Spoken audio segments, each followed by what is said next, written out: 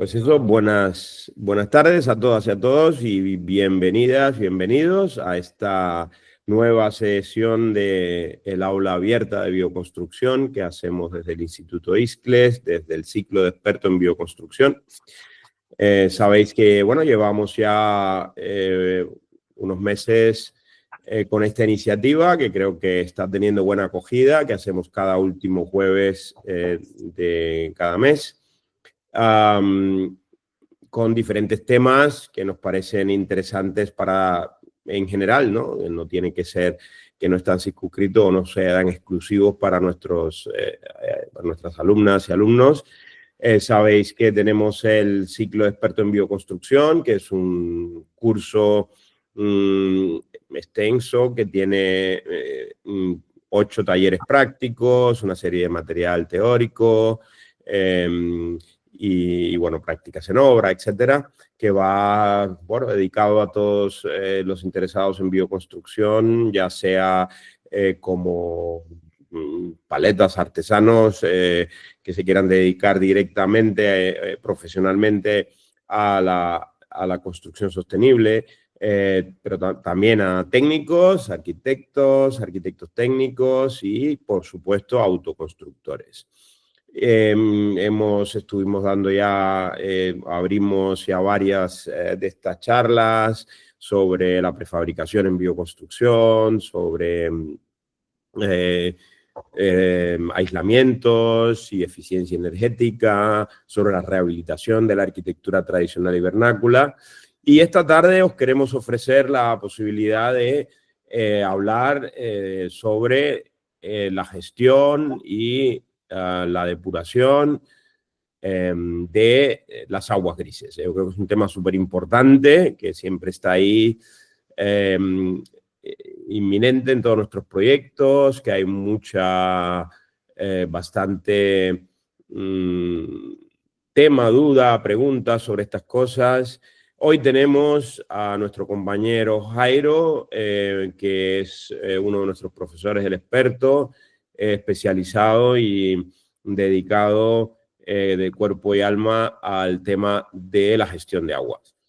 Él, bueno, nos comentará, nos hablará de su trabajo y de este tema tan importante desde ese enfoque. Que sepáis que tenemos este año ya programados 2 talleres prácticos sobre este tema en combinación con gestión de residuos, gestión de energía, gestión de aguas en general. Uno va a ser a partir del 9 de junio en la Comunidad Valenciana y otro el 21 de julio en nuestro centro de formación en el Prepirineo de Huesca, en Cajigar. Pero bueno, esa información la tenéis en las diferentes plataformas, en las webs del Instituto ISCLES, institutoiscles.com, o en la web de formación de Ocambuba, formación.ocambuba.com, y siempre, por supuesto, vamos comunicando a través de Instagram, que es la red social que principalmente utilizamos en nuestra comunicación. Bien, pero sin más dilación, le doy cámaras y micrófonos aquí a Jairo, que por lo menos en mi pantalla aparece arriba a la izquierda. Y nada, es toda suya la tarde. Buenas tardes, ¿cómo están? Como decía Alejo, mi nombre es Jairo Villegas. Ya llevamos unos buenos años trabajando junto a ISCLES, a Ocambuba, haciendo talleres, haciendo proyectos. Y como decía Alejo, concentrados desde hace muchísimo tiempo, desde el 2000, aquí en España es del 2015 y empezamos en Colombia en el 2011 con el tema del agua en general, muy enfocado al agua, al paisajismo, al territorio y a la gestión sostenible, digámoslo. Entonces, un poco para que, si nos quisieran, voy a compartir mi pantalla.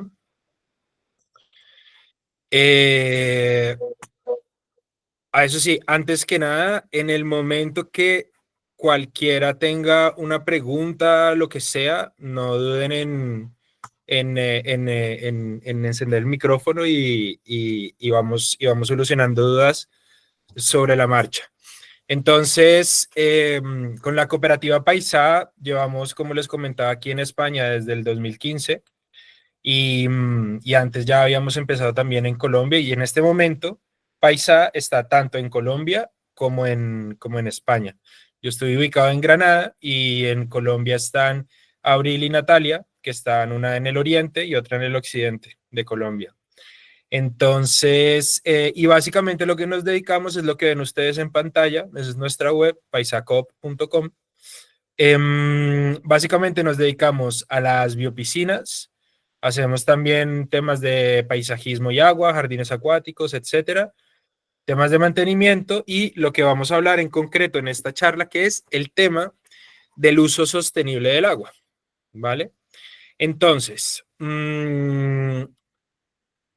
eh, yo creo que es importante tener claro que en temas de depuración de agua, ya sea una depuración más industrial, más físico-química, etcétera, o a lo que nos dedicamos en Paisa, una depuración biológica o natural del agua, son dos mundos que hay en el tema de la depuración y la gestión del agua. Es importante, o sea, partir de la idea de que ya hay de todo. O sea, casi lo que a ustedes se les pueda ocurrir que quisieran hacer con agua, existe. Coger el agua lluvia, potabilizarla, coger las aguas residuales, depurarlas, después reutilizarlas para riego, para bajada de inodoros, coger agua de un río y poderla beber. Bueno, en fin, existe de todo. Es un mundo enorme y hay soluciones para un montón de cosas. Lo importante es en el momento en el que queremos por nuestra cuenta construir hábitat, y pues aquí ya entramos entonces, por ejemplo, en este tema, cuando queremos construir un tipo de hábitat muy enfocado, llamémoslo sostenibilidad, llamémoslo arquitectura circular, llamémoslo arquitectura regenerativa, hábitat consciente, bueno, en general, eh, como les digo, tecnologías hay de todo tipo, ¿vale? El asunto es, cuando ya lo llevamos a la realidad, cómo nos enfrentamos al tema burocrático, permisos, normativas, etcétera. Esto es algo que no es muy fácil de aprender, digamos, teóricamente, y hay que ir muy a la práctica sobre este tema.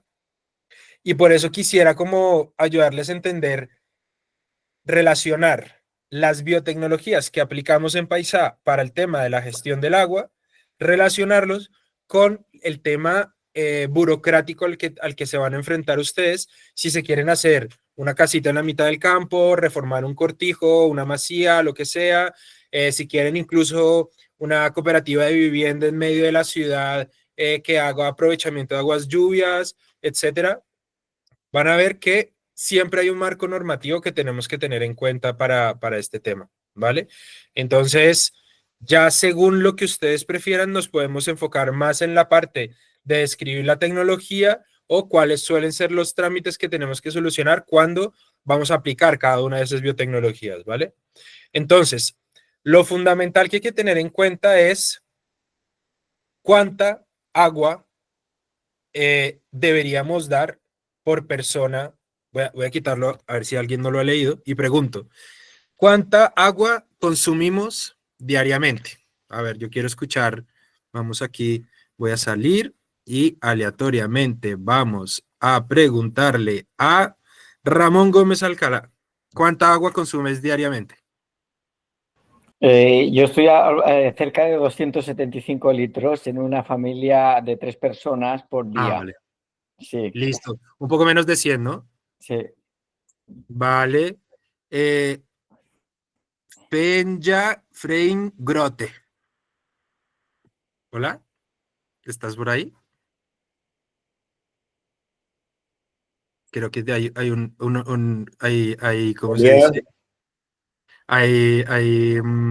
¿Cómo se dice cuando uno tiene como vergüenza? No, pero bueno. María José López, ¿cuánta agua consumes diariamente?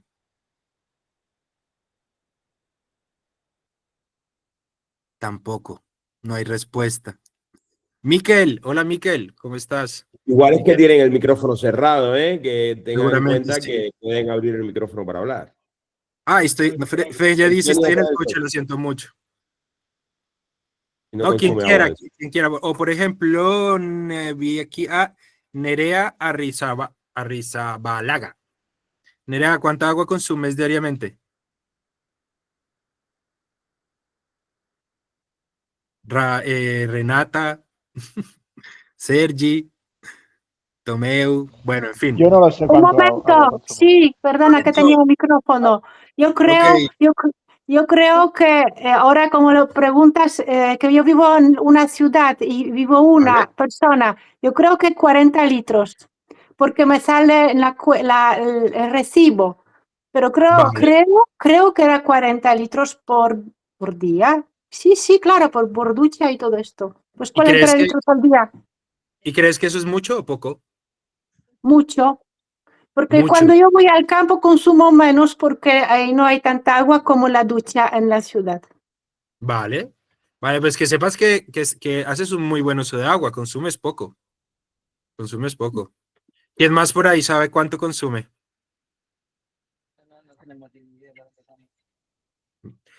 Peña dice más o menos 60 litros con cocinar, bañarme, beber, etcétera. Está súper bien. Y María José dice que no puede hablar en este momento, pero que nos escucha con atención. A ver, 60 litros estaría muy bien, 40 está muy, muy bien. El caso es que, vuelvo al tema normativo, si ustedes van a diseñar un proyecto, van a hacer una solicitud de utilización de agua, etcétera, por normativa en España, la ley de aguas, en la última revisión del 2023, dice que en teoría deberíamos dotar por lo menos 100 litros por habitante al día, ¿vale? Entonces, como ven, quien consume 40 o 60 está muy bien, ¿vale? Y eso ya es decisión propia. Es decir, quien va a proyectar tiene que poder asegurar los 100 litros. Ya, si cada quien en su caso puede consumir menos, pues fantástico, súper bien, ¿vale? Luego, hay un tema que ojalá logremos salir con este dato en la cabeza, y es cuando hablamos de saneamiento, o sea, de la depuración del agua después de que ya la utilizamos, eh, no se suele hablar, por ejemplo, aquí si ustedes ven, están hablando de 100 litros por habitante al día, pero cuando hablamos ya del agua que se va a depurar, ya no hablamos de habitantes así normal, digámoslo, sino empezamos a hablar de habitantes equivalentes. Entonces, hay un decreto ley del 95 que ya es bastante viejito, dice que define qué es un habitante equivalente. Para la norma, un habitante equivalente es una carga de demanda bioquímica de oxígeno de 60 gramos por día. Esto sobre todo quisiera explicarlo y que lo entendieran para que entiendan cuando ustedes, cuando se vean en cuestión de decidir, por ejemplo, si voy a poner, por ejemplo, una fosa, y si ustedes van a ver las fosas, o sea, les muestro una manera muy rápida, por ejemplo. Entonces, si yo me voy, no, de ninguna manera nos promociona Graph, pero es como uno de los manuales más sencillos y más completos que hay. Mira, catálogo de depuradoras España, tal. Entonces, si nos vamos, por ejemplo, a ver una fosa, ustedes van a ver que nos vamos por aquí, bajamos, y si ustedes ven, dice, ¿qué tamaño de fosa necesito? Y dice de 1 a 18 HE. ¿Qué es eso? Es lo que les estoy contando ahora, habitantes equivalentes. Y si ustedes ven, todos los, todas las temas de depuración que con las que ustedes pueden solucionar un trámite frente a Confederación Hidrográfica, a un ayuntamiento, a Secretaría de Urbanismo, con quien sea que van a solicitar su autorización para construir o reformar o lo que sea, los productos o las fosas que tengan este marcado EN 12566, significa que han sido probadas, y aquí voy a hacer un énfasis muy importante, probadas en laboratorio, ya les contaré por qué esto es tan importante, y logran establecer esto, unas capacidades de depuración. ¿Y qué es lo que depuran? Lo que les estaba comentando, sobre todo, la manera más rápida, digamos, de hablar en este mundillo de la depuración es hablar de la DBO, de la demanda biológica de oxígeno en 5 días. Y cada fosa tiene una capacidad de depurar, 98%, 95%. Entonces está la depuradora One, Two, Clean Carbonator Plus con no sé qué y le inyecta aire y hace un montón de cosas.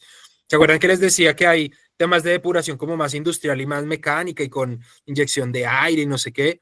Y aquí ya empieza a bajar esta, bueno, esta por ejemplo sin electricidad, tiene un filtro biológico adentro y esta ya baja a 92. Y si nos vamos, esta es como de lo más sencillito que hay que van a encontrar, es un tanque de plástico, un depósito de plástico con unas bolitas de plástico adicionales aquí a la salida que le dicen filtro biológico. Y esta es como de las más bajitas, 71%. ¿Esto qué significa? Que si un habitante equivalente produce 60 gramos de DBO al día, después de pasar por esta fosa, me queda en 60 por 0,71, sale con, y 60 menos 42, salgo con nada más 18 gramos de DBO al día. Entonces, es una reducción importante, ¿vale? Entonces, esto básicamente se los digo para que empecemos a entender de cuánta agua vamos a estar hablando y de cuando empecemos a hablar de depuración, de qué estamos hablando, ¿vale? De reducciones. Vamos a hablar todo el tiempo, van a ver que vamos a estar hablando de DBO y de porcentajes. Entonces, si nos vamos, o sea, es importante también saber de estos 100 litros por día, ¿en qué los utilizamos? Si ustedes ven, cuando preguntábamos cuánto consumes, alguien decía, incluyendo ducha, no incluyendo ducha. Es importante saber qué es lo que más consume. Y evidentemente, la ducha es, según el INE, la última estadística de suministro y saneamiento se hizo en el 2022, la hizo el INE, está actualizada al año pasado por lo menos. Tenemos que el 34% del agua que utilizamos va a la ducha y le sigue con no poco con el inodoro. En inodoro consumimos un montón de agua y ya después le sigue el lavabo y empezamos ahí a sumar el resto de los usos. Entonces, ¿esto qué significa? Que si estábamos hablando, el INE además estableció que para el 2024 el consumo promedio en España está en 128 litros al día, ¿vale? Y si le aplicamos los porcentajes de los que estábamos hablando antes, ¿esto qué nos da? Que se está consumiendo en España en promedio cada persona, cada día, alrededor de 44 litros de agua en una ducha. Esto, yo no sé si ustedes escucharon que dentro del rosario de decretos que viene firmando el señor Trump en Estados Unidos, acaba de firmar un decreto de aumentar la presión mínima de agua que legalmente deben suministrar las empresas operadoras de suministro de agua en Estados Unidos. Y entonces el sector ecologista ha saltado y se ha cogido los pelos y ha dicho, ¿pero qué estás haciendo? Como hacemos todos los días con todo lo que hace este señor. Y entonces, ¿por qué creen que el tema de la presión es tan importante? Porque no estamos hablando de cuánta agua consumimos, estamos hablando de presión. Y es que lo que pasa, que no vamos a entrar en este tema ahora, también se exigen unos niveles de presión de agua muy altos. Y es muy importante que ustedes entiendan, cuando yo abro la ducha, no importa tanto que tanto la abro. Lo más importante es que cuando yo abro la ducha, si viene con muchísima presión, me va a salir muchísima agua, pero si lográramos tener menos presiones, tendríamos menos agua, ¿vale? Entonces, a lo que voy es que esto está muy ligado a un tema muy normativo. O sea, por más que intentemos ahorrar agua en nuestros hábitos cotidianos diarios, hay un tema normativo detrás que empieza a ser un poquito una pesadilla desde el punto de vista de gestión sostenible del agua, ¿vale? Lavar todo el tema de grifería, lavabos en cocina, etcétera, todo lo que sean consumos de que yo necesito que si abro el grifo y que sea potable el agua, estamos hablando de unos 35 litros al día. Y después estamos hablando de inodoros, unos 27 litros, y otro caso, por ejemplo, lavadora, unos 13 litros. Si ustedes se dan cuenta, esta tabla, no inocentemente, la hemos dividido entre los usos potables, que suman, en el caso de España, un 61%, y los usos no potables, que son el 31%. Entonces aquí viene pregunta, a ver quién quiere responder. ¿Por qué creen que es importante hacer esta distinción? ¿Por qué creen ustedes que es importante entender que la mayoría del agua que consumimos debe tener una calidad potable, pero hay una parte que no tiene que ser potable necesariamente, pero está llegando potable? O sea, lavamos ropa y utilizamos en los inodoros agua potable, siendo que no tendría que ser así. Y afortunadamente, ya por fin ha salido normativa que empieza a entender esto y lo empieza a considerar. Entonces, creo que alguien encendió el micrófono. No, claro, yo decía que es obvio, ¿no? El agua que no es potable es fácilmente reutilizable y reusable y por lo tanto podría estar recircuitando, mientras que es el potable, potabilizar es mucho más complicado, requiere más energía, más esfuerzos y es por lo tanto más lógico que nos provenga ya de una buena fuente limpia. En cambio, recircular el agua no potable pues es más fácil y tiene su sentido para un buen ahorro. Exactamente, entonces, una de las mejores noticias que ha habido recientemente en estos temas en España es que por fin ha salido un Real Decreto de aprovechamiento de lluvias y reutilización de aguas grises, ¿vale? ¿Esto qué significa? Que si estamos hablando, por ejemplo, este caso aquí lo tengo con otro dato, con 133 litros al día, pero no importa. O sea, ¿el punto cuál es? El punto es que en este momento, toda el agua que está entrando potable se está utilizando incluso para lavadoras o para váter, ¿vale? Y esto es un uso lineal del agua. Es decir, yo compro un producto que es agua potable, lo utilizo y lo tiro.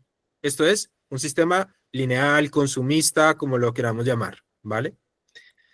Pero ¿qué pasa si, por ejemplo, yo cojo el agua de la ducha, que es un montón de agua, y con el agua de la ducha, y aquí es donde entra el tema de las tecnologías, con unas tecnologías muy sencillas, muy apropiables y con la posibilidad de que las podemos implementar sin tener que recurrir a un ingeniero de la NASA, podemos de una manera muy sencilla coger el agua de la ducha y con ella, después de depurarla, podemos bajar el váter y lavar la ropa, por ejemplo.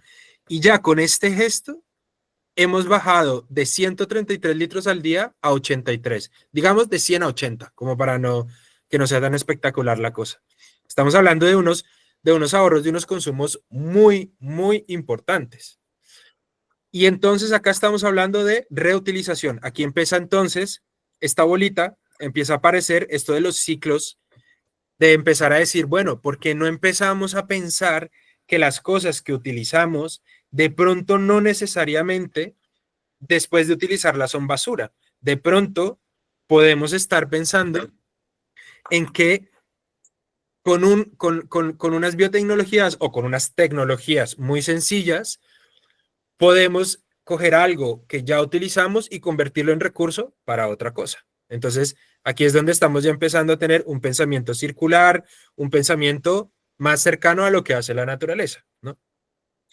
Y luego, ya, si fuera de reutilizar las aguas hervidas, empezamos a utilizar el agua de lluvia, que ya, como les decía, existe un Real Decreto que nos guía y nos permite hacerlo, estamos ya bajando casi que el consumo lo estamos bajando a la mitad, básicamente.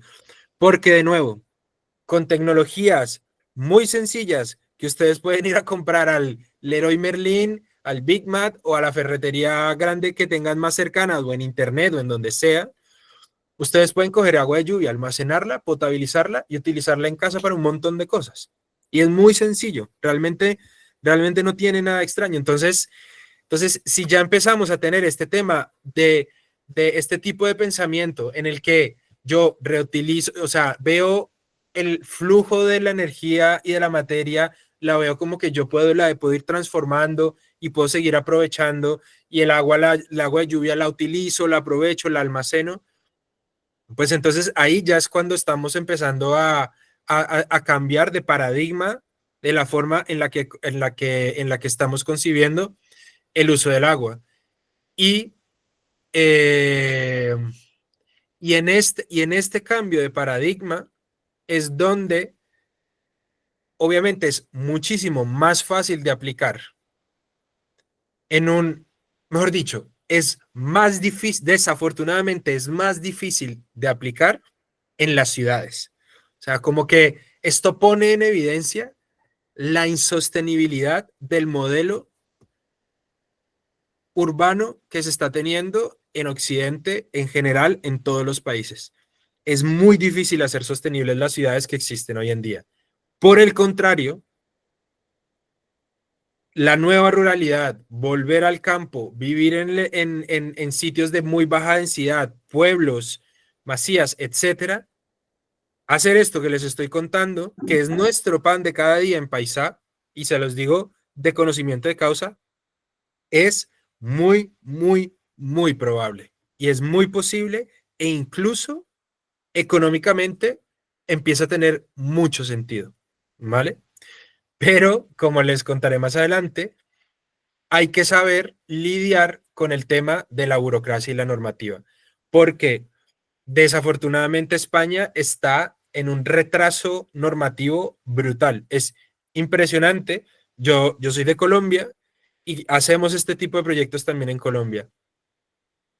Y para que se asombren, la normativa de agua, higiene, saneamiento en Colombia contempla todo esto que les estoy hablando y muchas más cosas de una manera muchísimo más desarrollada que España.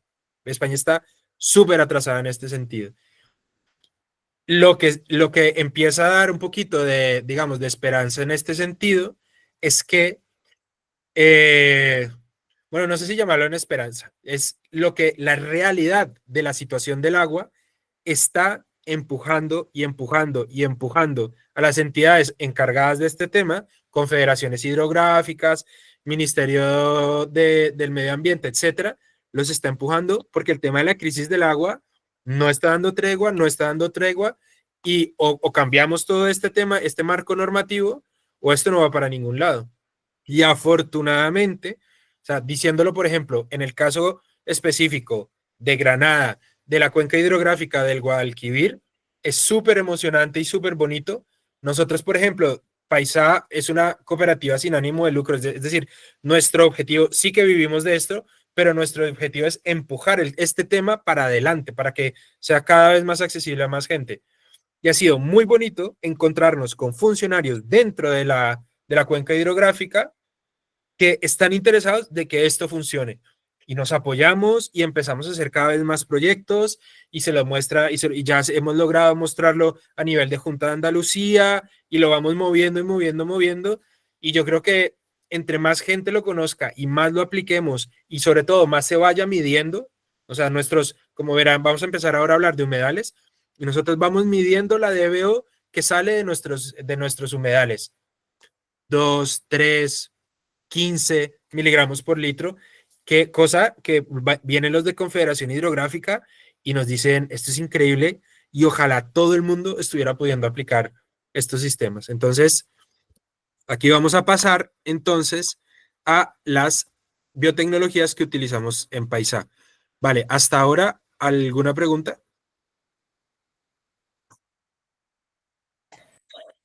Yo quería hacer una pregunta quizá tonta. No, ninguna es tonta. ¿Por qué el agua para la lavadora puede ser no potable? Esto nunca lo imaginaría. No sé. Una cosa importante.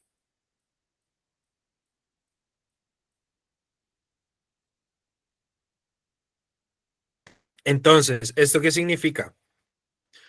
El agua potable debe cumplir unos requerimientos en los que significa que la puede beber un ser humano. Pero la lavadora no se bebe el agua. La lavadora no necesita que el agua tenga, sobre todo, tenga microorganismos cero. Eso no es necesario. ¿Por qué? Porque tú estás metiendo tu ropa, o sea, si tú coges, esto lo han hecho, esto es súper interesante. Si tú coges tu colada de una semana, la metes en un balde con agua, en un cuenco con agua. Exacto, Rafaela. Potable es de que se puede beber. Entonces, si tú coges tu ropa, la metes en un cubo con agua, la sacas y coges esta agua y la ves en microscopio, no sabes la cantidad de microorganismos que cargamos encima. Es impresionante. Es impresionante. Y, por ejemplo, desde el tema de biopiscinas, en Alemania tienen una normativa muy desarrollada en el tema de biopiscinas. Entonces, ellos, por ejemplo, han hecho pruebas de laboratorio para saber cuántos de microorganismos de los que enferman aporta una persona que se ha duchado antes de entrar a la piscina. Entonces, ellos han hecho pruebas en los que hacen unos tubos de 2 metros de alto por un metro de diámetro y han cogido gente y les dicen, tome una ducha y ahora métase en el agua. Sale y tomas muestra del agua. Y así, el caso es que llevamos microorganismos por todo lado. Entonces, realmente en la lavadora, cuando tú metes la ropa, es absolutamente imposible que el agua potable vaya a competir contra la carga orgánica y microorganismos que tú metes cuando metes la ropa en la lavadora. Entonces, ¿cuál es lo importante? Que el agua que sale después de lavar, a ti no te importa que esté súper llena de microorganismos o de polvo o de piel seca o de lo que sea, porque es que el uso que le vas a dar después a esa agua no va a ser beber.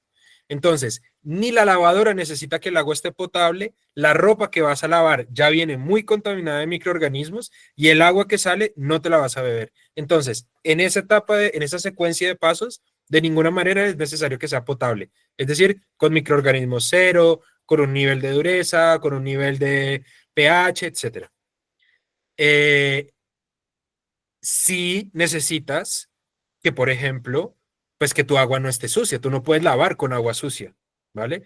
Y aún así, por ejemplo, cuando estás lavando los trastes, igual hay ciertos niveles de que tú no necesariamente tienes que cojo un vaso, lavo un vaso, lo lavo y después voy con otro. No, de pronto tú puedes meter todo en un solo cuenco, enjabonar todo junto, en fin, que hay diferentes calidades para diferentes usos. Esto nos lleva, por ejemplo, a la bajada de inodoros, de váter. No, pues, ¿por qué vas a necesitar tu agua potable para bajar el váter? ¿Por qué no? Entonces, por ejemplo, una buena pregunta, les hago una pregunta. ¿Por qué no puedo yo utilizar directamente el agua de la ducha o del lavabo para bajar el váter? Por ejemplo, así, directo. Me ducho, recojo y la pongo en el tanque del váter y bajo el váter. ¿Por qué no lo puedo hacer? O porque no es tan... ¿Por qué empieza a ser una complicación? ¿Por qué creen? ¿A alguien se le ocurre? Yo creo que se lo puede hacer, pero que el ciclo es más complejo, por así decir, entre comillas. La respuesta es exactamente eso. Lo puedes hacer. ¿El tema cuál es? Lo puedes hacer una vez, lo puedes hacer 10 veces, lo puedes hacer 100 veces. El único problema es que cuando nos lavamos la cara, los dientes, la mano, cuando nos duchamos, etcétera, soltamos mucha grasa. Y entonces esta agua con grasa empieza todo el mecanismo dentro del tanque del váter y dentro del váter mismo abajo, donde cae la caca, esto se empieza a cubrir de grasa. Y poco a poco el mecanismo del tanque va a empezar a fallar y vas a empezar a perder agua, empieza a no funcionar muy bien el mecanismo. ¿El punto cuál es? Con coger el agua de la ducha y hacerle una depuración muy, muy sencilla, ya ahí sí que podrías seguir utilizando. Yo en mi casa hago eso, por ejemplo. Toda el agua de la ducha la pasamos por un filtro verde y la bombeamos de nuevo para bajar el agua del váter, ¿vale? Entonces, sí que es posible. Entonces, dicho todo esto, vamos a empezar a ver el tema de cuáles son las biotecnologías que nos permiten hacer todo este tema del uso del agua. Listo. Entonces, en este vamos a pasar muy rápido. Este es el acuífero, es un sistema de almacenamiento que estamos utilizando que básicamente tiene una característica y es que no necesitamos de tanques de almacenamiento. Lo que hacemos es copiar lo que ocurre naturalmente en los acuíferos, que es que hacemos un hueco donde los materiales más industriales que consumimos son la membrana de impermeabilización, tubería y gravas que normalmente vienen de una cantera, pero canteras afortunadamente ahí suelen haber cerca de donde solemos vivir. Entonces, este hueco que impermeabilizamos y que tiene unas tuberías en el fondo que están perforadas, están conectados a estas especies como de pozos, como un pozo normal que ustedes encuentran en el campo. Son literalmente como pozos y este pozo adentro tiene una bomba, ¿vale? Después empezamos a llenar con diferentes tipos de gravas o de chino, desde una grava más grande hasta llenarlo por completo con una grava muy, muy fina, que aquí en Andalucía la llamamos arrocillo. Entonces, ¿qué es lo que pasa aquí? En el momento en que la bomba que está metida, a ver, la bomba que está metida aquí dentro, a través de ella, al generar succión, estas tuberías perforadas van recibiendo el agua que tiene encima y va entrando dentro del pozo, y esta agua tenemos dos bombas. Una de las bombas hace que normalmente la alimentamos con energía solar, se encarga de que permanentemente haya una recirculación del agua a través de la grava. Entonces todo el tiempo está inyectando por arriba, succionando por abajo. Y esto lo que nos está haciendo es permitir una depuración del agua de lluvia que tenemos almacenada. Y lo otro bueno es que como el agua de lluvia es básicamente agua destilada, al hacer este movimiento estamos remineralizando el agua. Esta agua destilada va pasando eternamente, bueno, constantemente por estas piedritas, por estas gravas, y va absorbiendo minerales y se remineraliza.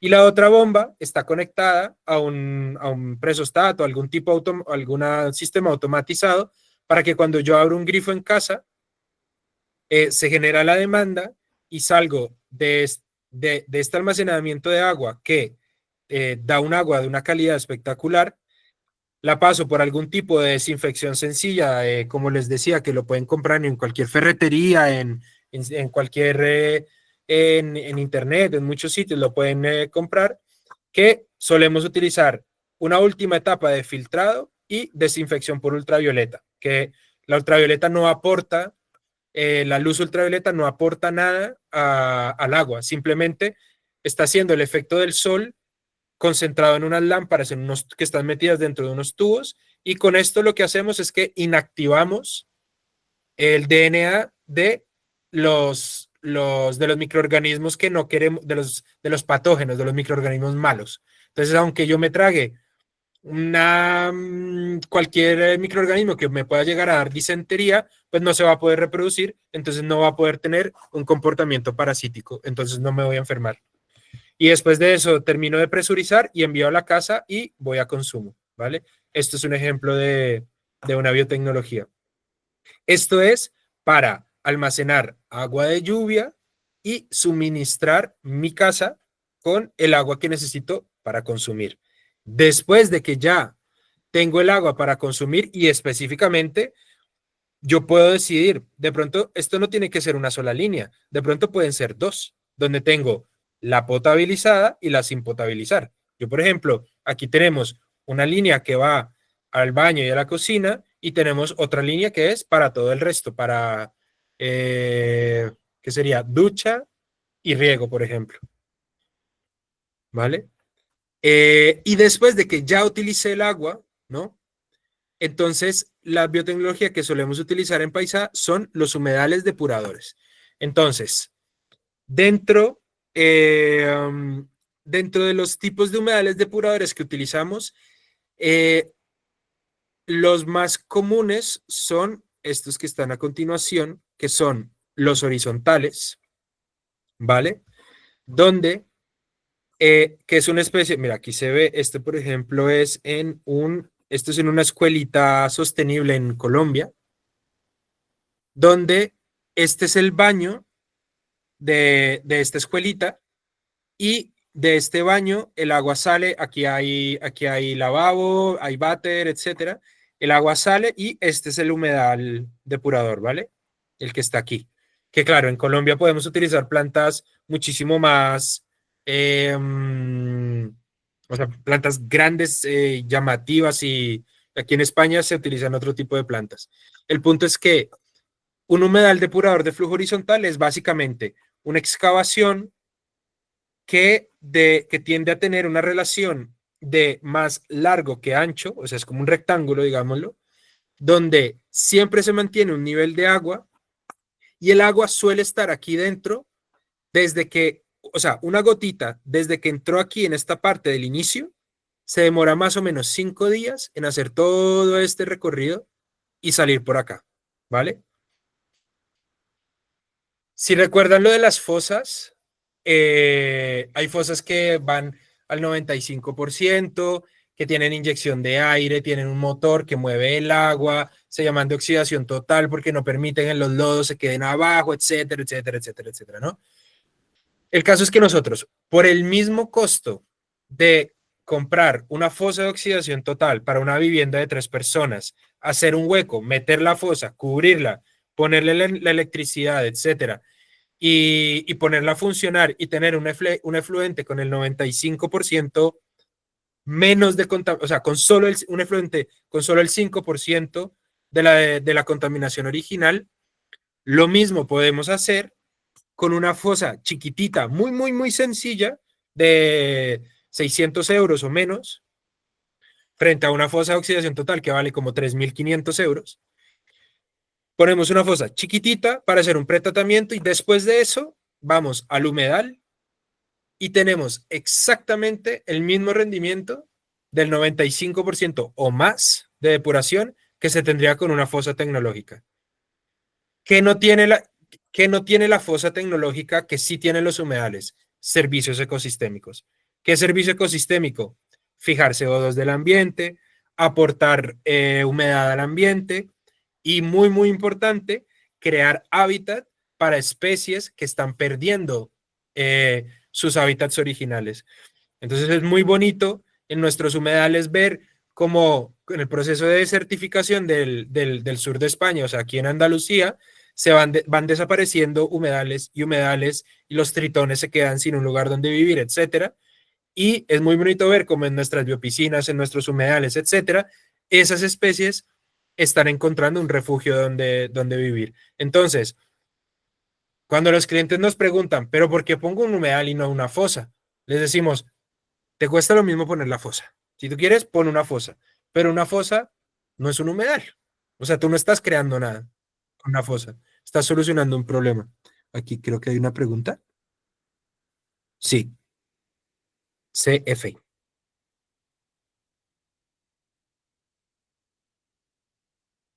Hola. CF. Creo que fue involuntario. Vale. Entonces seguimos aquí con... No, Blanca Ramsay tiene una pregunta. Sí, yo tenía una duda con los humedales y las plantas y el agua en superficie. ¿cómo evitas que se generen, pues que sea, por ejemplo, un ambiente muy atractivo para mosquitos y demás? Que sea que eso de repente en un jardín o en un sitio que no se convierta ahí en un... Excelente pregunta y fallo mío. Mira, muy importante. Esto se llama un humedal horizontal de flujo subsuperficial. Es decir, no ves las gravas, ¿vale? Si yo te muestro, a ver, mira, te muestro uno recién terminado. Creo que está aquí.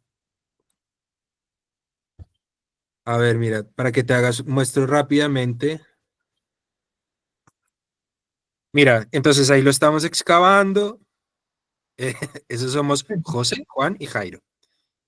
Ahí le pusimos la membrana de impermeabilización. Esto tiene geotextil, luego EPDM y después geotextil, ¿vale? EPDM es una membrana de impermeabilización y el geotextil lo que hace es proteger de que no se vaya a pinchar el EPDM. Estos son unas tuberías de aireación que nosotros le ponemos para que el mantenimiento sea muy sencillo en el futuro, para que no toque sacar las gravas y limpiarlas, sino que es cuestión de inyectarle aire y ya está. Ahí estamos en parada de desayuno. Esto era un bidón, esta es Ruana, mi perra. Estos son las plantitas que vamos a poner en el estanque donde va a llegar el agua ya depurada. Ese es Ruana otra veste es un detalle ahí, se llama un pase de membrana y es para poder pasar tubos a través de la membrana. Es la conexión de la salida. Por norma tienen que tener arqueta en la entrada y arqueta en la salida. Por si viene Confederación Hidrográfica, ellos toman una muestra de agua en la entrada de humedal y en la salida del humedal para uno poder demostrar lo de la depuración al 90 y algo %. Vale. Aquí utilizamos bloques de hormigón solamente para crear bien el margen, pero no utilizamos cemento para pegarlos, de hecho son rellenos de tierra. Ahí mira, ya le vertimos las gravas. Este es el estanquecito que va a recibir. A ver, esto todo es detalles de paisajismo. A ver, espérate, te busco rápidamente una de ya acabado.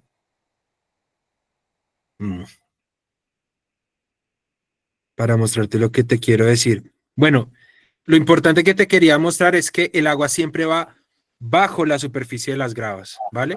Incluso en este se puede, tal vez se ve un poquito. Mira, no ves el agua, ¿vale?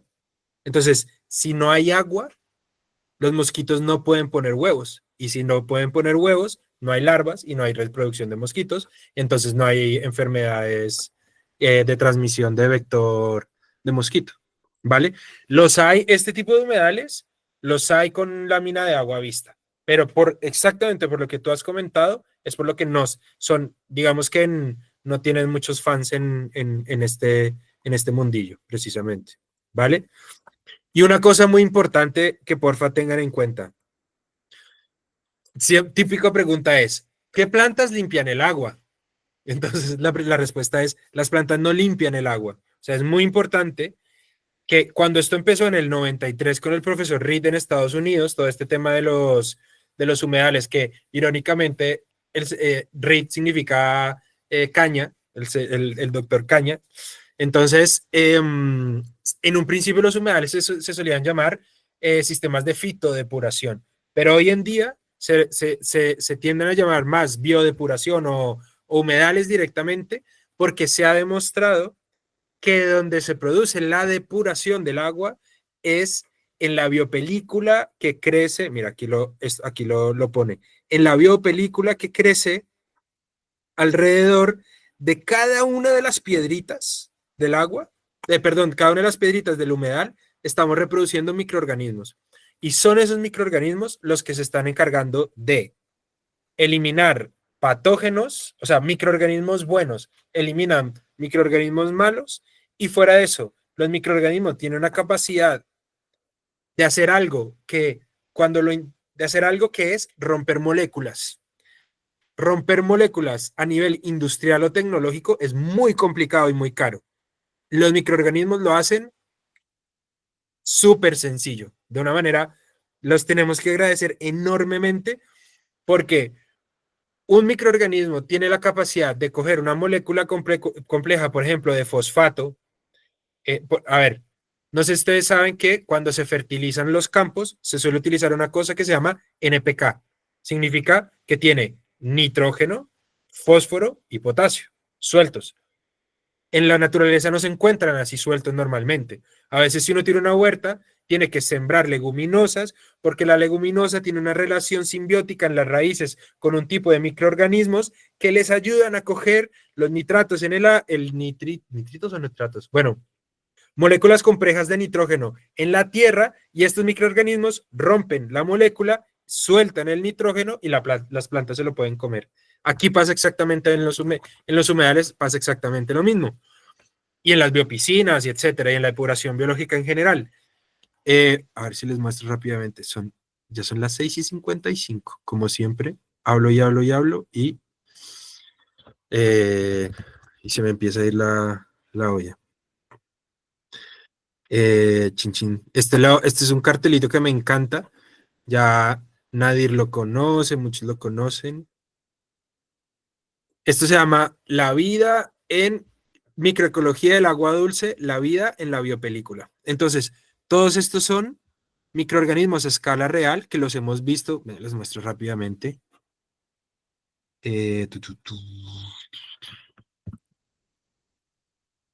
Por ejemplo,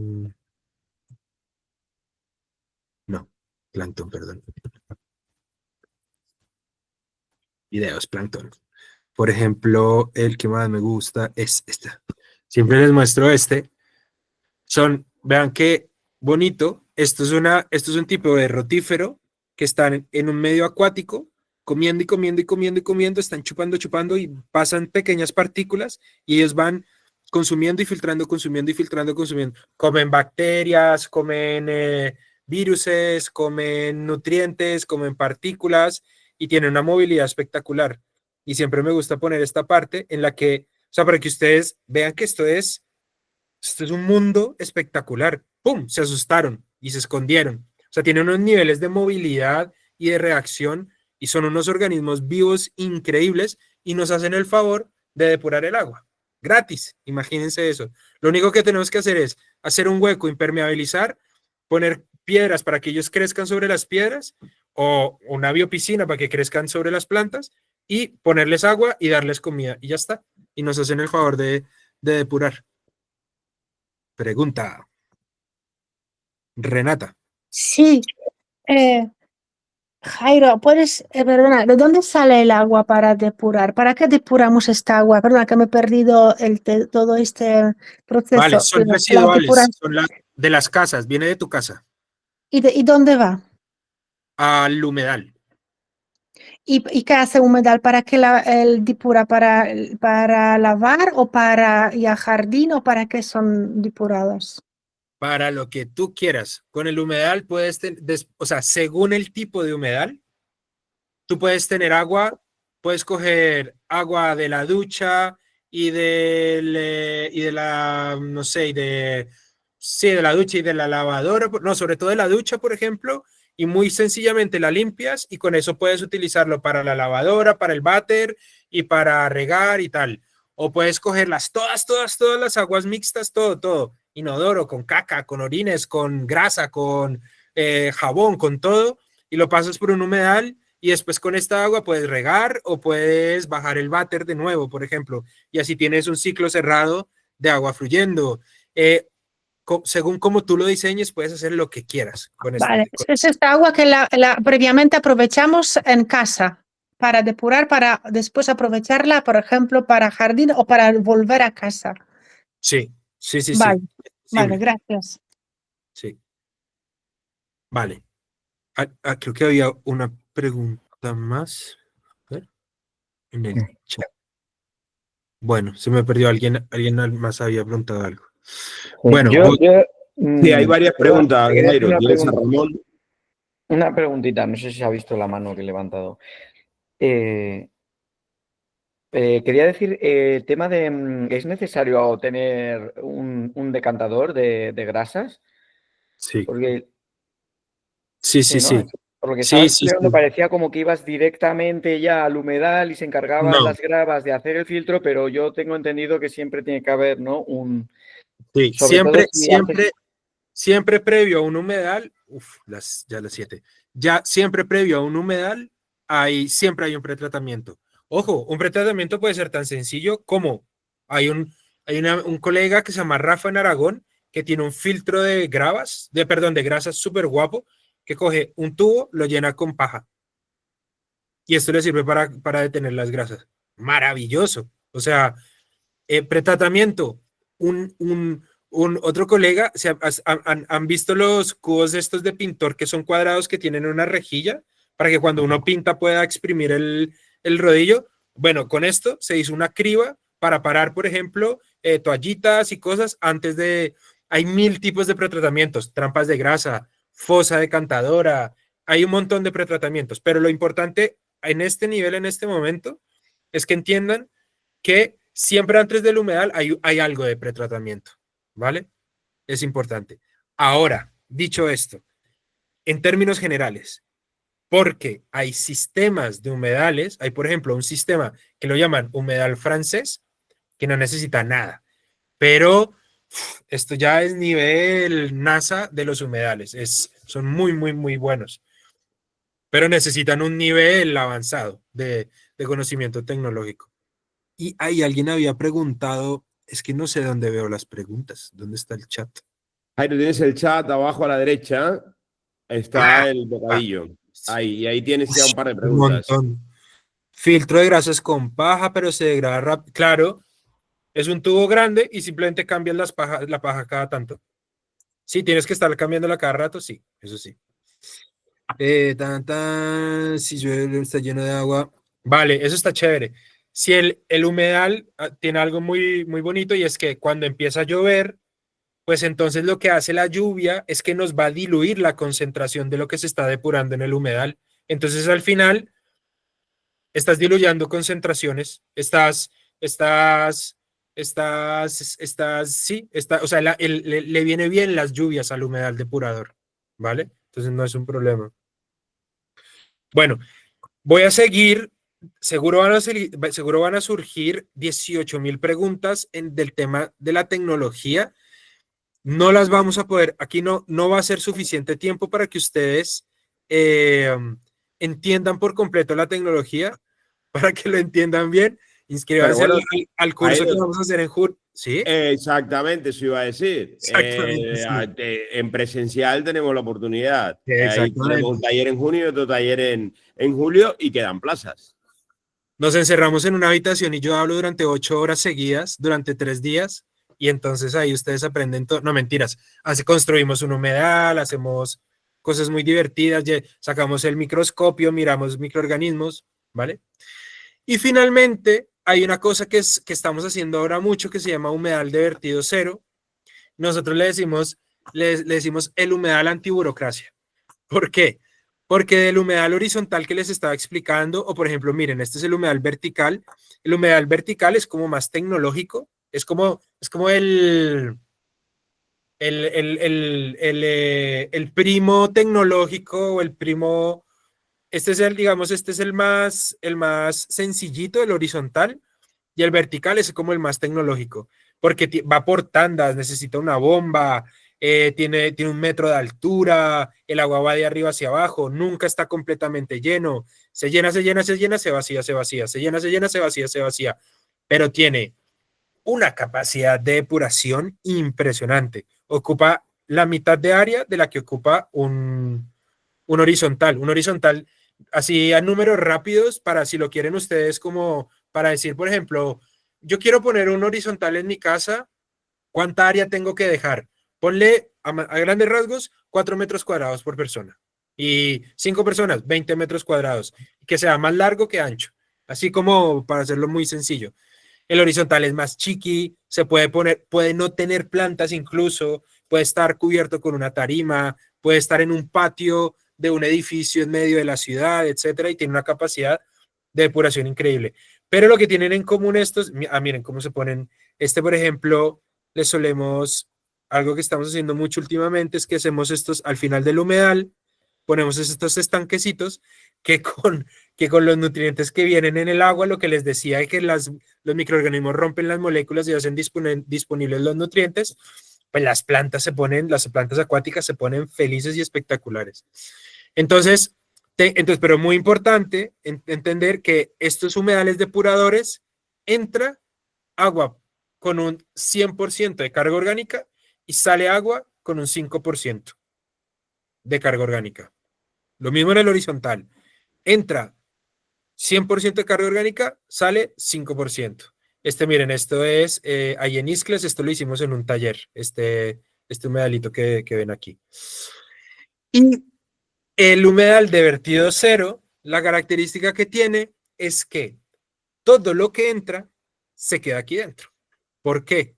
Porque durante el año, en el verano, se evapotranspira casi todo el agua se evapotranspira.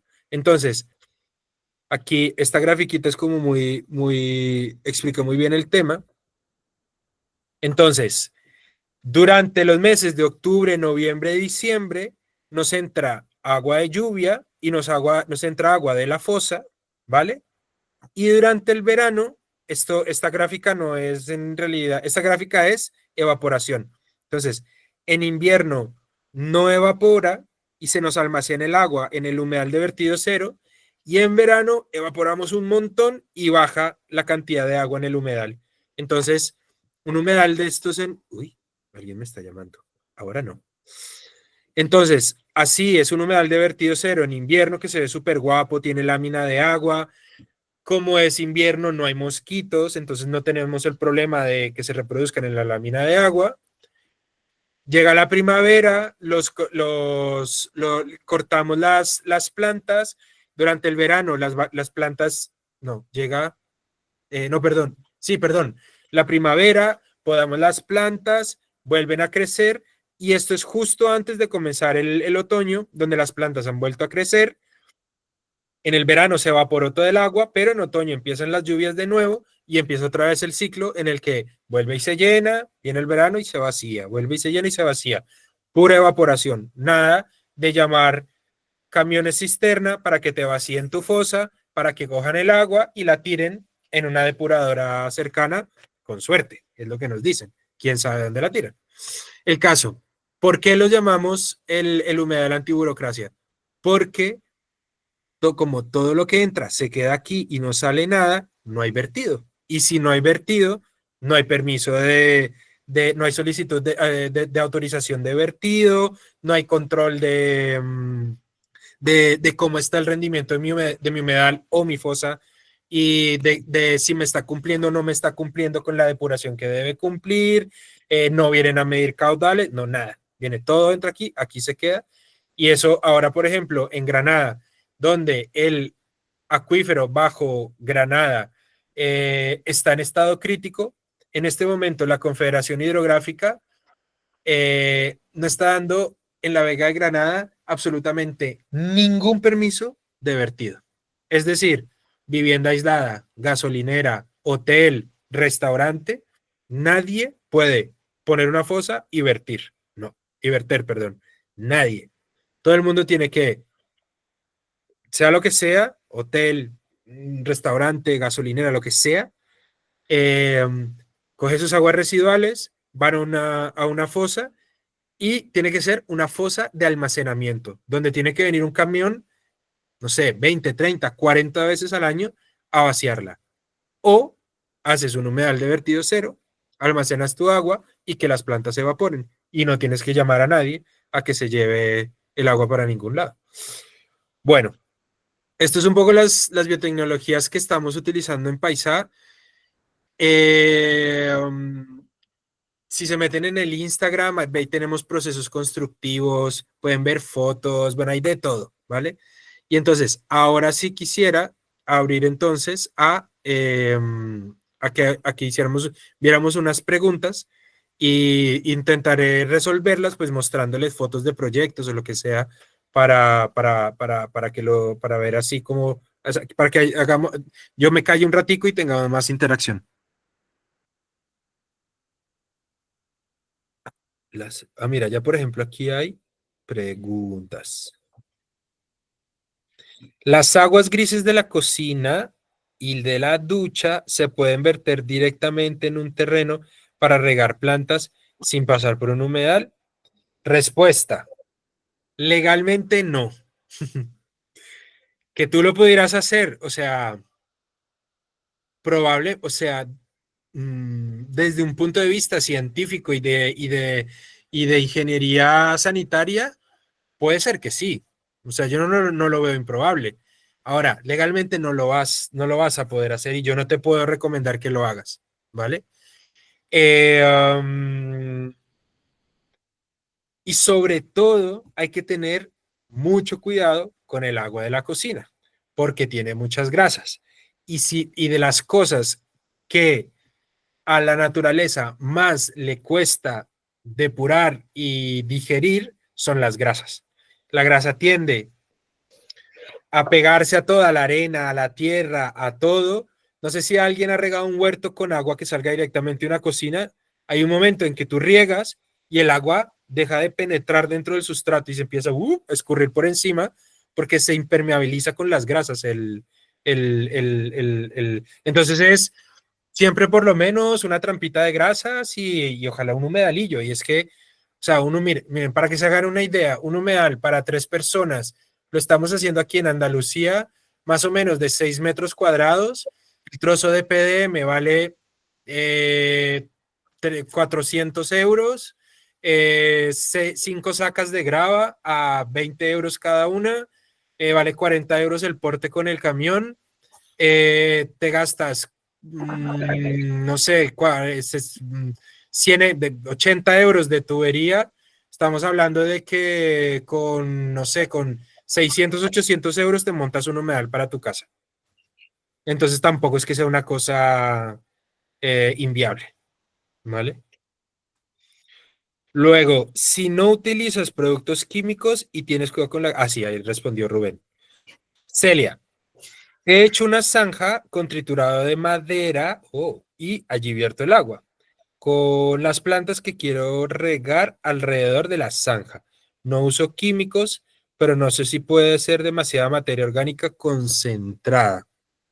A ver, ¿sabes? El problema con el triturado de la madera es que eventualmente el ecosistema lo va a digerir todo. Poco a poco se va a ir comiendo la madera, se va a ir comiendo todo y se te va a volver una amalgama ahí rara. Una cosa ahí como un sancocho y todo raro de cosas. No sé qué tanto puede funcionar.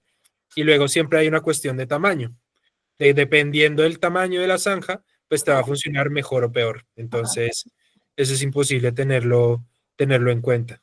Y claro, una cosa es que si tú utilizas triturado de madera y te preocupa que si es demasiada materia orgánica, pues es que el triturado de madera es materia orgánica.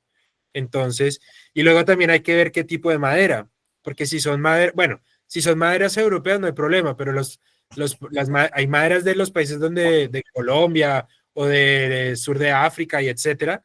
Las maderas más de los árboles más longevos y más grandes y más duras, etcétera, el iroco, toda esta madera, ellos tienen anticuerpos, digámoslo, tienen sus propias resinas y sus cosas que los defienden de hongos, de bacterias y tal, y esto puede afectar al ecosistema que tú estás intentando crear, el humedal que estás intentando crear.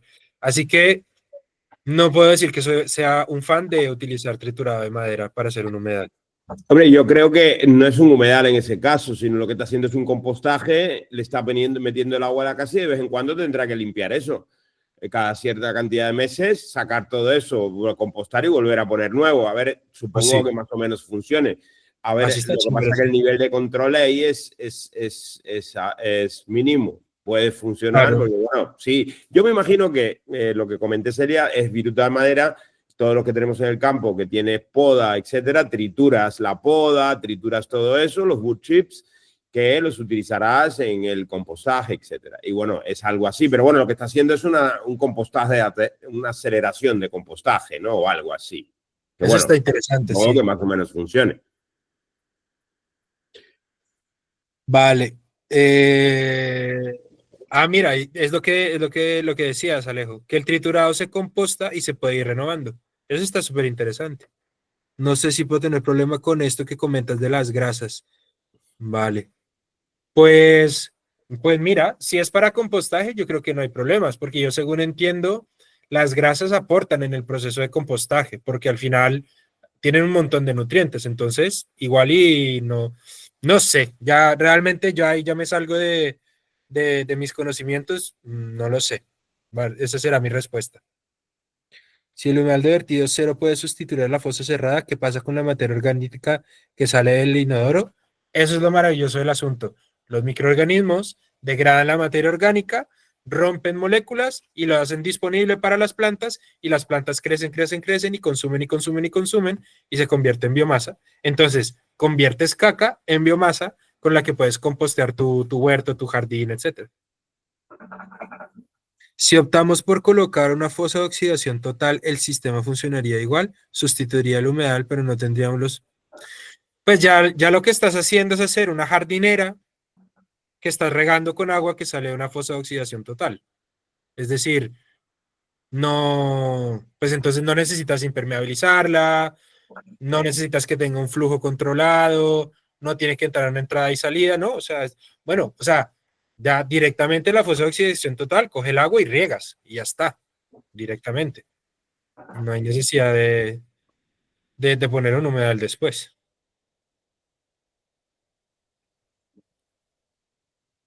Vale. Renata, ¿querías preguntar algo? Y Ramón después. Renata, no se te escucha micrófono. No, yo no, ya pregunté antes, era mi mano de antes. Vale. Ramón.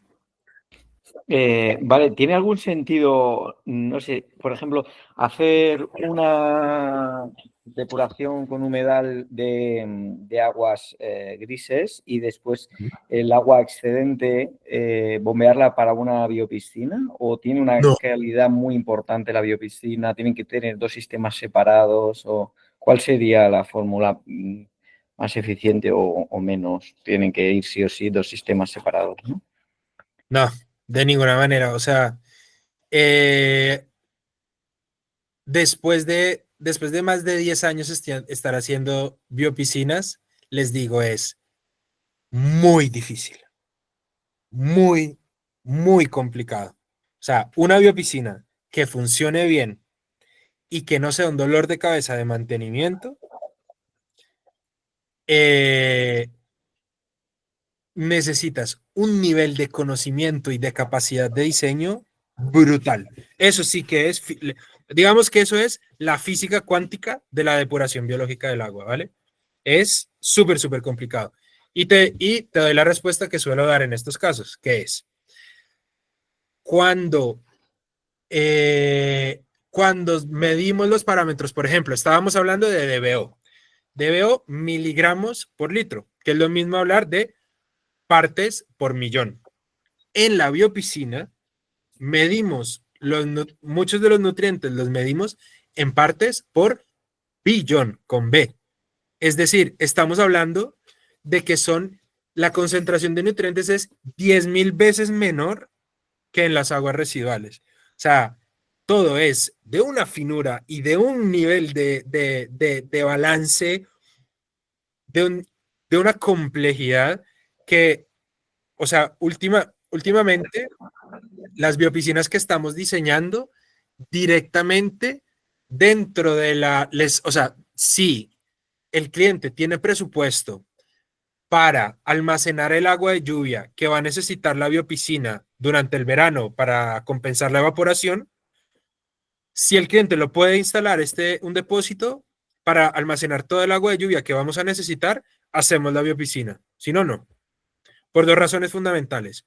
Uno, una piscina cualquier tipo de espejo de agua, un estanque, una piscina, una biopiscina, un lo que sea, un cubo de agua.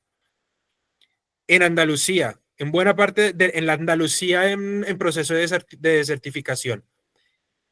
En un día de agosto, una piscina de 8x4 está perdiendo 400 litros de agua al día. el equivalente al consumo de 4 personas, lo cual es suficiente para preguntarse, ¿debemos seguir haciendo piscinas?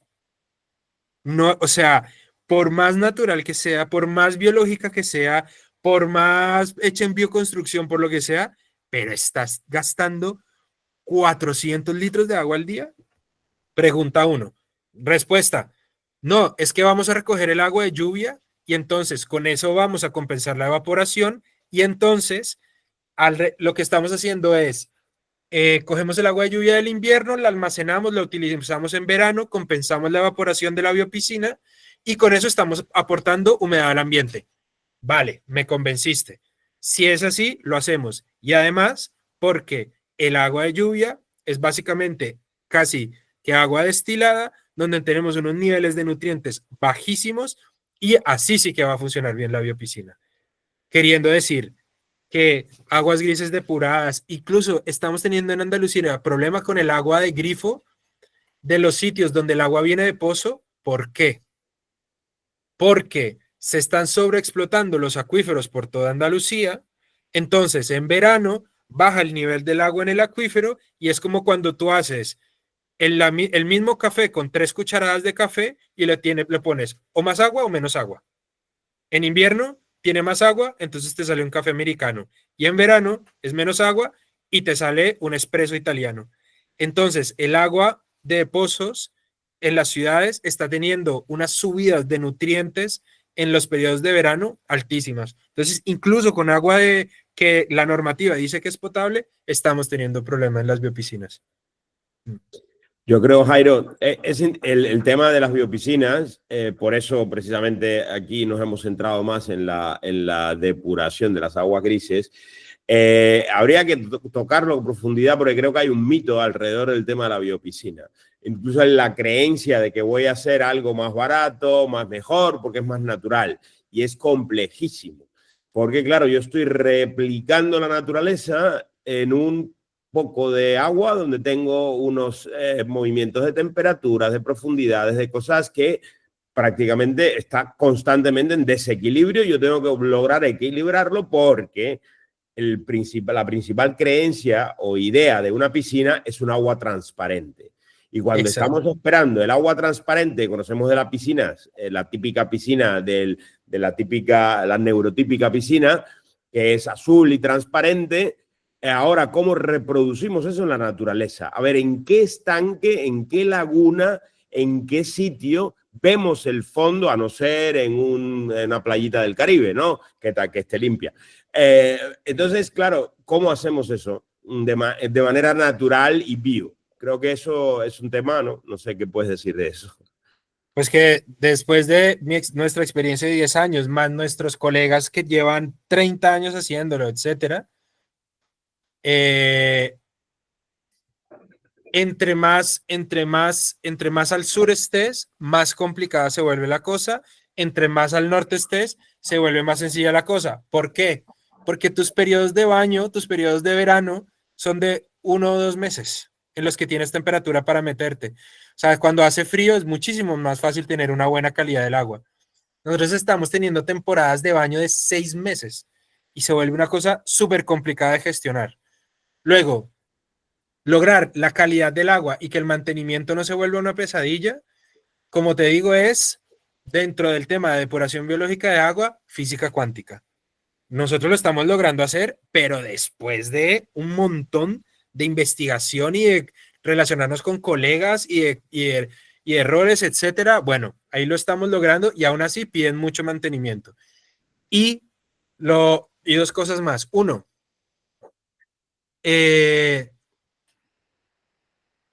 yo creo que en España nadie se ha dado la pela como nosotros por lograr biopiscinas de bajo costo y no estamos logrando crear una biopiscina para 5 personas por menos de 23.000 euros, donde una piscina de 8x4 vale 12.000, ¿vale? Y finalmente, ojo y mucho cuidado con esto.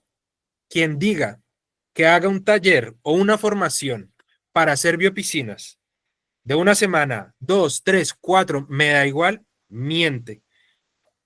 Si una persona ha estudiado ingeniería ambiental, biología o algo similar, después aprende a hacer construcción y sabe de hidráulica y etcétera, me lo puedo creer que pueda aprender a hacerlo en poco tiempo.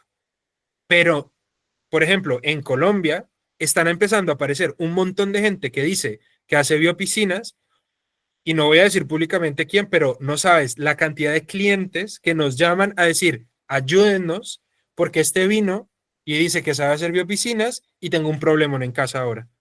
Y esas personas están dictando cursos de un fin de semana de cómo hacer biopiscinas. El tema es bastante complejo. Creo que Renata, no sé si bajaste la mano, y Nature Connection Valencia ha levantado la mano.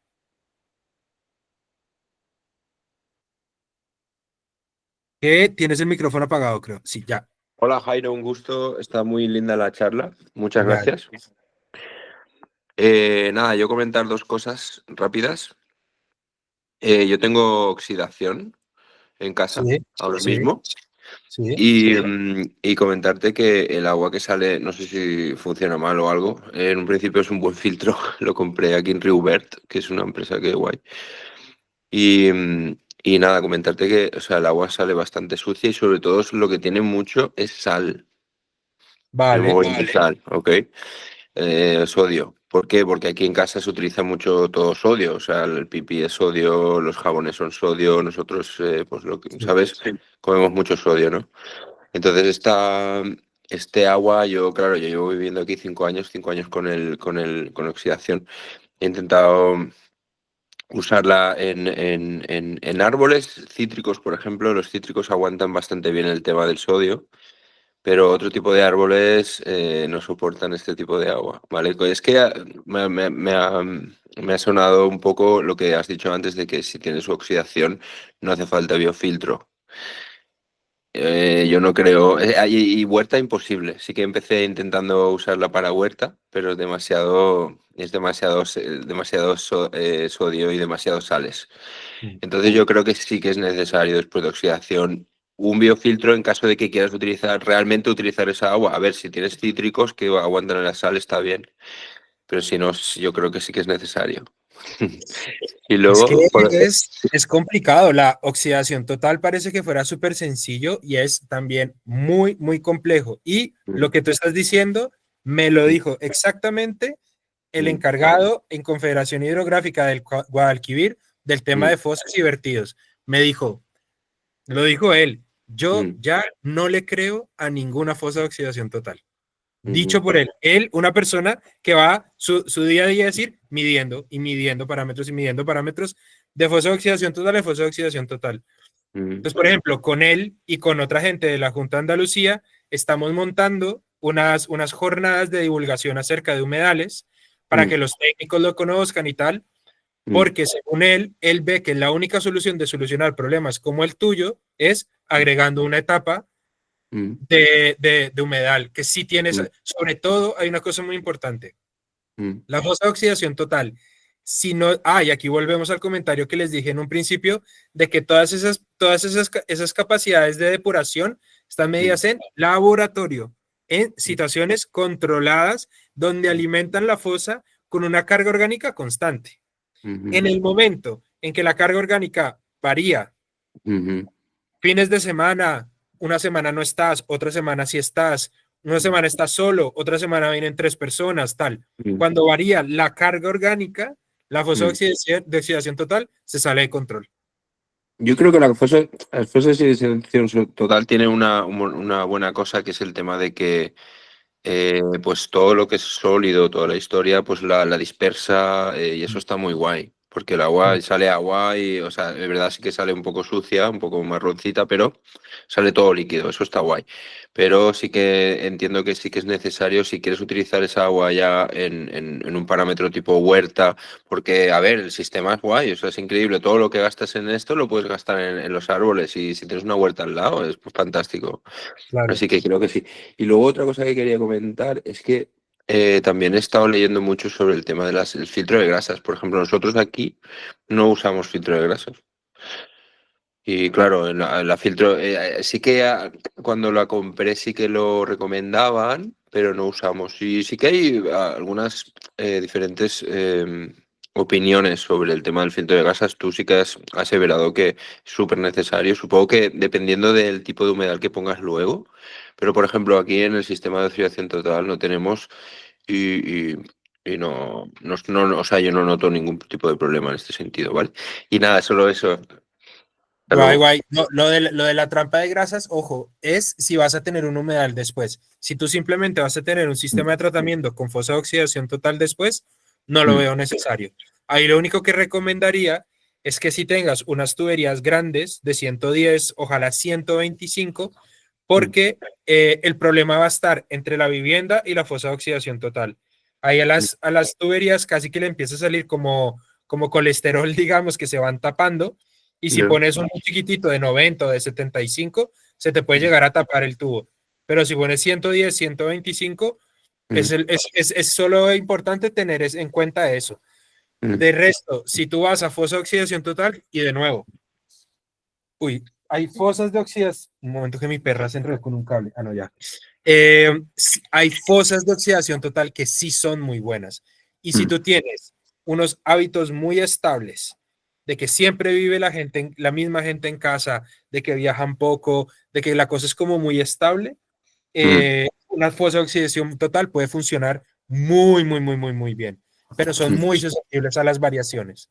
Ese es el tema. Pero de nuevo, si tienes solamente fosa de oxidación total, no necesitas trampa de grasa necesariamente. Si tienes Gracias, humedad, Inés. dale. Bueno, son las 7:30. Hagamos Bueno. 2 puntitas más, tal vez, y ya está. Bueno, queda algo por ahí. Bueno, hay unas preguntas en chat.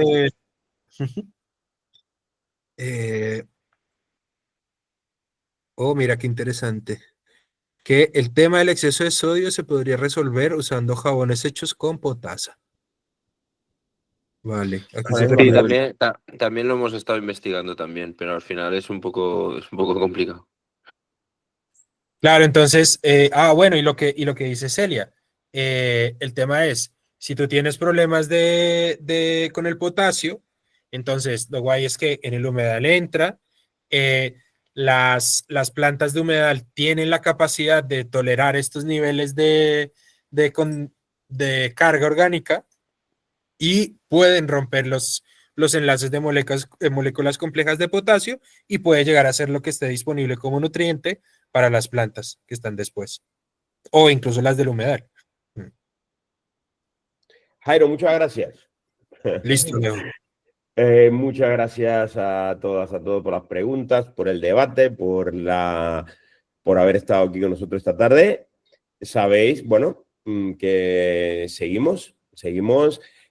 Insistimos, tenemos nuestros talleres donde vamos a tener a Jairo en directo, trabajando, haciendo también prácticas de ejecución de este tipo de soluciones, tanto en el taller de junio como el taller de julio. ¿De qué es la próxima charla abierta? Rayos secos. Muy bien. Tenemos el mes que viene, el último jueves del próximo mes, que es de mayo. Hablaremos sobre la gestión de residuos sólidos. Hablaremos de la gestión de caca. O sea, será una charla de mierda. Entonces, os invitamos nuevamente a que estéis con nosotros, a pesar de que sea una charla de mierda, porque creo que también va a ser otro tanto interesante porque va en conjunto. Bien, y bueno, la charla, esta reunión queda grabada, la subiremos en los próximos días, no nos estreséis preguntándonos ¿dónde está la charla? Ya subiremos tan pronto podamos, porque también hacemos otras cositas de vez en cuando. Subiremos la charla, la presentación como tal estará disponible también para nuestras alumnas y alumnos del ciclo de experto en bioconstrucción. Ciclo que, no lo dije al principio, pero siempre está abierto, es de matrícula y un ciclo continuo. O sea, nos podemos matricular cuando queramos, empezar cuando queramos y tenemos 2 años para poder hacer todos los talleres, etc. Así que, bueno, os recomendamos echarle un vistazo a estas cosas. Y nada más. Jairo, nuevamente, muchísimas gracias y un abrazo fuerte. No te vayas, que tenemos que hablar de la organización del taller cuando se vaya toda esta gente de aquí, que tenemos cosas que hacer y trabajo.